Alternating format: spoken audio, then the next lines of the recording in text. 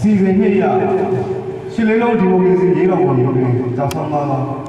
현실 정화비 알아리가 리뷰였어. 알아마 지금 비교 해야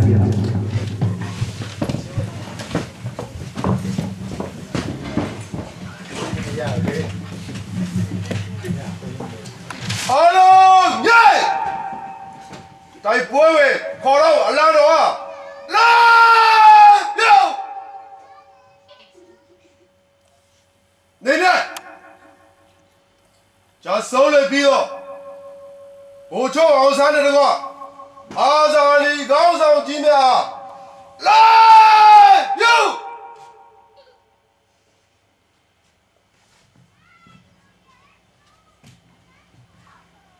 내내 디모크라시တိုက်ပွဲတွေကြာဆုံးသွားတော့ရဟန်းရှင်လူကျောင်းသားပြည်သူများလာ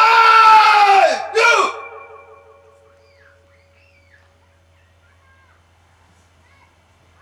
နေမြအားလုံးထိုင်လို့ရပါတယ်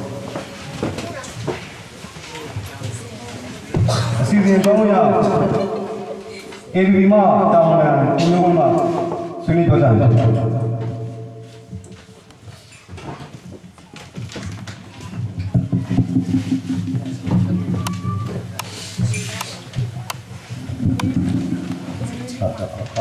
အခုလို့ကျွန်တော်တို့ဒီမြန်မာနိုင်ငံဒီမိုကရေစီရရှိရေးလှုပ်ရှားမှုပွဲနေတယ်ဒီကျွန်တော်တင်းမှာ20နှစ်မြောက်ရှင်းလင်းလုံးခါတော့ကျက်ပါပါရတယ်အများကြီးကိုလူဝါကြပါတယ်အဲ့တော့ကျွန်တော်နဲ့အများကြီးပြောလို့ရှိပါဘူးနောက်ပိုင်းမှာကိုစလိုက်နေတယ်ရှင်းလင်းလုံးရဲ့တမိုင်းချင်းရဲ့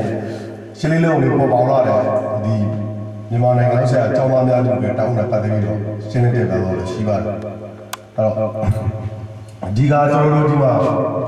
စူးစူးစီးနဲ့တတ်တတ်တော့လောကကြားရတယ်ကိုဆိုရင်ရှင်းလင်းအောင်ရှိပါဗျာအဲ့တော့ရှင်းစစ်ပြီးတော့လည်းအဲ့လိုပဲအချင်းနေပေါ်မှာမူတည်ပြီးတော့ကျွန်တော်တို့တတ်တတ်တော့ကျွန်တော်တို့လုံနိုင်တော့လောရအတွက်ကျွန်တော်တို့လည်းတိုက်တော့ချက်ပါတယ်ကျွန်တော်တို့လည်းဒီလို20နှစ်မြောက်ဒီနေပါလအခါဒီမှာပြောချင်တာဒီကတော့ခုနကဆရာတော်ဘုရားကြီးလည်းမိတ်ကြတယ်ဒီကတော့ကျွန်တော်တို့ရဲ့စိတ်ဓာတ်လေးပါကျွန်တော်တို့ကဒီအပြောနေနေနဲ့လက်တွေ့နဲ့ကျွန်တော်တို့တန်းနေတဲ့ပိုင်လေးကအလုံးနဲ့သိသိပြောင်းအဲ့ဒါတော့ဒီကအရေးကြီးမယ်လို့ထင်တယ်ပြောချင်တယ်အဲ့တော့ကျွန်တော်တို့ဘာတွေလုံနိုင်တဲ့လုံတဲ့လုံတဲ့အားလည်းကျွန်တော်နောက်ပိုင်းမှာလည်းစဉ်းစားပြီးတော့ဝိုင်းပြီးတော့ပူပေါင်းပါဝင်လို့လုံသွားဖို့ကျွန်တော်လည်းပြောကြလို့ပါတယ်အထူးသဖြင့်အခုလိုခန္ဓာမှာအချိန်ကြီးခရီးစဉ်ကိုရောက်လာပြီလေကိုစမရအောင်လည်းကျွန်တော်လည်းကျေးဇူးတင်ရှိပါတယ်ကျွန်တော်တို့လည်းအားလုံးကိုကြွားလာပေးရတယ်အားလုံးကိုကျေးဇူးတင်ပါကြောင်းပြောချင်တယ်ဒီကုန်းချုပ်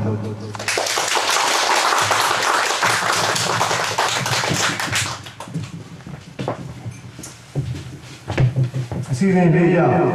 မြန်မာနိုင်ငံလုံးဆိုင်ရာကျောင်းသားများဒီမိုကရေစီတပ်ကို DBS တရားကအတွေ့အမှုဖြစ်ကိုစလိုင်းရောက်အောင်ပါစီလေးလုံးရေးတော်ပုံကြီးဖြစ်ပေါ်လာတဲ့တမိုင်းရောက်လက်ရှိ DBS တရားရဲ့အခြေအနေကိုရှင်းပြတင်ပြဆွေးနွေးဖြစ်ပါတယ်ကိုစမ်းရောက်တော့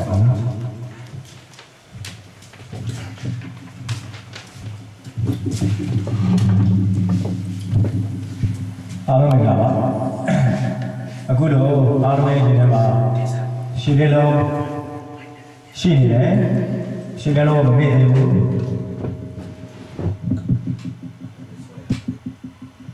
ရှင်းလေးလုံးပွဲကိုအခုလို့ကျင်းပနိုင်တာကိုကျွန်တော်တို့မြန်မာနိုင်ငံလုံးဆိုင်ရာကျောင်းသားဒီမိုကရက်တစ်တပ်ဦးရဲ့ဥစားကျွန်တော်ပြည်သူလူထုတရားအနေနဲ့အင်မတန်ကျေးဇူးတင်တယ်ဝမ်းလည်းဝမ်းသာမိရှင်းလေးလုံးဆိုတာကျွန်တော်တို့ရင်ထဲကဘယ်တော့မှမင်းပြောက်လို့ရတဲ့အရာတစ်ခုမဟုတ်ဘူးရှင်းလေးလုံးဆိုတာကျွန်တော်တို့တိုင်းမှာတကယ်ကိုတမိုင်းကြောင်းရရှိခဲ့တာဖြစ်တယ်အိမ်မက်တွေမဟုတ်ဘူးကျွန်တော်တို့မှာဖြစ်ခဲ့တဲ့ကျွန်တော်တို့ရဲ့အိမ်မက်ကဒီမိုကရေစီအိမ်မက်ဖြစ်တယ်ဒီနေ့ကျွန်တော်တို့ဒီမိုကရေစီမရသေးဘူးကြာဆောင်သွားတဲ့ရဲဘော်တွေဝိညာဉ်တွေရတယ်မလွတ်မြောက်သေးဘူးကျွန်တော်ဒီနေ့ကြာဆောင်သွားတဲ့လူတွေအတွက်ဘယ်တော့ပဲအမျှအတန်းနဲ့ပေးဝေသူတို့ဘဝတွေမလွတ်မြောက်သေးဘူးသူ သူတို့ဘဝတွေဘယ်တော့မှလွတ်မြောက်သွားမယ်ကျွန်တော်တို့ဒီမိုကရေစီရမှသူတို့ဘဝတွေလွတ်မြောက်သွားမှာဖြစ်တယ်အဲ့တော့ကျွန်တော်တို့ရှင်းလင်းလုံးကြီးမှာအောင်ပွဲတွေရခဲ့တာရှိတယ်ဘာအောင်ပွဲတွေရခဲ့လဲကျွန်တော်တို့တိုင်းပြည်မှာဆရာနာရှင်စနစ်အကြီးဆုံးနေတာလေဆရာနာရှင်စနစ်ရဲ့ဖိနှိပ်ရက်စက်မှုတွေကျွန်တော်တို့နိုင်ငံတကာကသိရှိခဲ့တယ်ရှင်းလင်းလုံးမှာကျွန်တော်တို့စစ်အစိုးရအဆက်ဆက်ကိုကျွန်တော်တို့ထုတ်ချနိုင်ခဲ့တယ်အဲဒီကမှတစ်ဆင့်ကျွန်တော်တို့မျိုးသားဒီမိုကရေစီဖွဲ့ချုပ် NLD ဆိုတာပေါ်ပေါ်လာတယ်ဒီနေ့ဆိုရင်ကျွန်တော်တို့လူထုလှုပ်ရှားမှုတွေလူထုအကျိုးအတွက်ဆောင်ရွက်နိုင်တဲ့ပါတီလူထုကျွန်တော်တို့ဒီနေ့ဆက်ဆက်ပေါ်ပေါက်ခဲ့တယ်ဒါရီအရှင်းလင်းလုံးရဲ့ကျွန်တော်တို့အောင်မြင်မှုတွေပဲရှင်းလင်းလုံးရဲ့ရလဒ်တွေကိုကျွန်တော်တို့ပြောလို့ရတယ်ဒါနဲ့လည်းကျွန်တော်တို့တောင်းဝင်ပြီးဆုံးသွားတာမဟုတ်ပါဘူးကျွန်တော်တို့ရှင်းလင်းလုံးရဲ့တောင်းဝင်ရပြီးဆုံးနေဘူးရှင်းလင်းလုံးရဲ့တောင်းဝင်ရကျွန်တော်ဆက်ပြီးထမ်းဆောင်မှာဖြစ်တယ်ရှင်းလင်းလုံးမှာကြာဆုံးနေတဲ့ရဲဘော်တွေရဲ့ကြွေးကြော်တဲ့တွေကအခုတစ်ထိကျွန်တော်တို့ရေထဲမှာရှိနေသေးဖြစ်တယ်ကျွန်တော်တို့ကြားရောက်နေသေးဖြစ်တယ်ရှင်လုံးတောင်းဝင်မပြေဘူးရှင်လုံးကြီးရဲ့စိတ်ဓာတ်တွေကျွန်တော်တို့ဆက်ပြီးကန်ဆွဲထားဖို့လိုအပ်တယ်လို့ကျွန်တော်ပြောချင်တယ်ရှင်လုံးစိတ်ဓာတ်ဆိုတာဘာလဲလို့ကျွန်တော်မေးစရာရှိတယ်ရှင်လုံးစိတ်ဓာတ်ဆိုတာညီညွတ်ရေးစိတ်ဓာတ်ဖြစ်တယ်တိုက်ပွဲဝင်ရတဲ့စိတ်ဓာတ်ဖြစ်တယ်ဆွလို့အနစ်နာခံရတဲ့စိတ်ဓာတ်ဖြစ်တယ်ဆရာနာရှင်တွေကိုရှုံးမပေးဘူးဆိုတဲ့စိတ်ဓာတ်ဖြစ်တယ်ဆိုတော့ဒီစိတ်ဓာတ်တွေကိုကျွန်တော်တို့ဘယ်နေရာဘယ်ဒေသတွေရောက်ရောက်ကန်ဆွဲထားရမှာဖြစ်တယ်ရှင်းလုံးမှာပေးခဲ့တဲ့တောင်းဝန်ကြည့်ခဲ့ပြီးကျွန်တော်တို့ကြံနေတယ်ကျွန်တော်တို့ဆက်ပြီးတော့ပေးဆက်ကြရအောင်လေကျွန်တော်တို့တိုက်ပွဲဝင်ကြအောင်ဒီနေ့အဖြစ်ဒီနေ့ပွဲလေးကိုကျွန်တော်တင်စားပြီးပြောချင်တာကတော့ဒီနေ့ဒီပွဲမှာတက်နေတာ88မျိုးဆက်တွေလည်းရှိတယ်88မျိုးဆက်တွေကဝေးဖွာလာတဲ့မျိုးဆက်တွေလည်းရှိတယ်ဆိုတော့ကျွန်တော်တို့ကတမိုင်းကြောင်းကိုလက်စိတ်ကမ်းပြရမယ့်တာဝန်ကျွန်တော်တို့မှာရှိတယ်ဆိုတော့ဒီနေ့အခမ်းအနားလေးကတမိုင်းအမွေပေးတဲ့အခမ်းအနားလေးတစ်ခုလို့ကျွန်တော်ပြောချင်တယ်ကျွန်တော်တို့တကယ်ကိုကျွန်တော်တို့ရဲ့မိဘတွေကျွန်တော်တို့ရဲ့အကိုတွေကျွန်တော်တို့ရဲ့အမတွေကတိုင်းမှာဖြစ်ခဲ့တဲ့ခမန်းကြောင်းတွေကိုမိတ်ဆက်ပေးခဲ့တယ်62ခုမှာပါတယ်62ခုနှစ်မှာပါတယ်ဖြစ်ခဲ့တယ်94ခုနှစ်မှာပါတယ်ဖြစ်ခဲ့တယ်96ခုနှစ်မှာပါတယ်ဖြစ်ခဲ့တယ်1969ခုနှစ်မှာပါတယ်ဖြစ်ခဲ့တယ်ဆိုတော့ကျွန်တော်တို့မိတ်ဆက်ပေးခဲ့တယ်ကျွန်တော်တို့ကလည်းကျွန်တော်တို့ကြုံခဲ့တဲ့အဖြစ်အပျက်တွေကိုကျွန်တော်တို့ရဲ့မျိုးဆက်တွေကိုလက်ဆင့်ကမ်းပြရမယ့်တာဝန်ရှိတယ်အမွေပေးရမယ့်တာဝန်ရှိတယ်အမွေပေးတဲ့ဆိုတဲ့နေရာမှာလည်းကျွန်တော်တို့ကအမွေကိုပေးတဲ့သူနဲ့စက္ကန့်လို့ဆိုတာရှိတယ်ကျွန်တော်တို့ပေးတဲ့သူတွေဘက်ကလည်းတမိုင်းကြောင်းကိုရှင်းရှင်းလင်းလင်းနဲ့ပြောဖို့လိုတယ်စက္ကန့်တဲ့သူတွေဘက်ကလည်းတမိုင်းကြောင်းကိုနားလည်ဖို့လိုတယ်ဒါမှကျွန်တော်တို့နှစ်ခုကတမိုင်းကြောင်းဆိုတာပေါင်းစပ်လို့ရမယ်ကျွန်တော်တို့တွေလည်းလူတွေရဲ့တဘာဝတရားအရာတည်ဆုံးကြပါမယ်ကျွန်တော်တို့မရှိတော့ဘူးဆိုရင်ကျွန်တော်တို့တစ်ထပ်မှာဒီမိုကရေစီအောင်ပွဲမရဘူးဆိုရင်ကျွန်တော်တို့မျိုးဆက်တွေကဒီမိုကရေစီအောင်ပွဲကိုဆက်လက်တည်ဆောင်သွားကြမှာဖြစ်တယ်အဲ့တော့ဒီနေ့ရှင်လည်းလုံးကနေပြီးတော့ကြိုင်ထဲမှာဘာတွေပေါ်ပေါက်ခဲ့တယ်ဆိုရင်ရှင်လည်းလုံးနောက်ပိုင်းမှာမာခထထကျောင်းသားတက်မလို့ဆိုတာပေါ်ပေါက်ခဲ့တယ်ဒါဘယ်လိုမှညှိလို့မရတဲ့အပိုင်းဖြစ်တယ်မြန်မာနိုင်ငံလုံးဆိုင်ရာကျောင်းသားများဒီမိုကရေစီတက်ဦးမြန်မာပြည်ပေါ်မှာရှိခဲ့တယ်မြန်မာကမိုင်းမှာရှိခဲ့တယ်အဲ့တော့ဒီနေ့ကျွန်တော်တို့ဒီကိုတစိုးတရားပေါ့ဗျာအဲ့ဒါကျွန်တော်တို့ရောက်လာကြတယ်ဒါပေမဲ့ကျွန်တော်တို့ဘဝတွေဘုံကြောင့်တက်တာမဟုတ်ဘူးဒေသကိုရောက်တယ်ဒေသနာကိုရောက်တယ်ဥရောပနိုင်ငံကိုကျွန်တော်တို့ရောက်ကြတယ်အမေရိကန်ကိုရောက်ကြတယ်ကျွန်တော်တို့ဘဝတွေဘုံကြောင့်တက်ဘူးပြေချာခံလို့စဉ်းစားကြည့်ပါကျွန်တော်တို့ဘဝတွေဘယ်တော့မှလုံးရောက်လဲကျွန်တော်တို့တိုင်းပြည်ဒီမိုကရေစီရမှကျွန်တော်တို့ရောက်ဒီနေ့ဒီတိုင်းပြည်ကိုရောက်တယ်ဒါပေမဲ့တချို့နေရာတွေမှာနှိမ်ခံရတာကျွန်တော်တို့ရှိတယ်နော်ဒီလိုဟုတ်လားဒီမိုကရေစီနိုင်ငံကိုကျွန်တော်တို့ရောက်တယ်လူသားတွေလူချင်းတန်ဖိုးထားတဲ့တိုင်းပြည်ကိုရောက်တယ်သို့တော်လည်းကျွန်တော်တို့ဘဝတွေကနှိမ်ခံအချို့နေရာတွေမှာနှိမ်ခံရဆိုတဲ့ဖြစ်တယ်အဲ့တော့ကျွန်တော်တို့လွတ်မြောက်ရမယ်ဆိုတာဒီမိုကရေစီရမှကျွန်တော်တို့ဘဝတော့ရောက်ဒီမိုကရေစီရမှကျွန်တော်တို့တိုင်းပြည်လွတ်မြောက်မယ်